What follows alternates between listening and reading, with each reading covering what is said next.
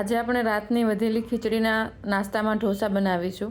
નાના હોય કે મોટા, કોઈની પણ તબિયત ખરાબ થાય એટલે આપણે ખીચડી ખાતા હોઈએ છીએ, પરંતુ ખીચડી ભાવતી નથી હોતી। મેં ફ્રીજમાંથી રાતની વધેલી ખીચડી લઈ લીધી છે।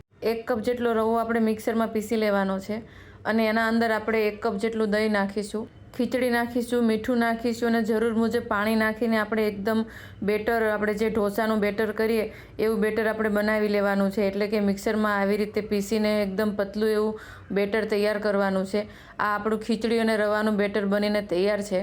હવે આપણે ગરમ થયેલા ઢોસાની લોઢી ઉપર ઢોસો બનાવી લઈશું અને ઉપરથી ઘી કે બટર નાખીશું। તમારી ચોઈસના તમે એકદમ બારીક સમારેલા વેજીટેબલ્સ નાખીને ઉપર tomato sauce, schezwan sauce, podi masala, cheese અને લીલા મરચાં અને કોથમીર નાખીને સરસ એવો ઢોસો બનીને આપણો તૈયાર છે। દહીં કે ચટણી સાથે આ ખીચડીના ઢોસા ખૂબ જ ટેસ્ટી લાગે છે।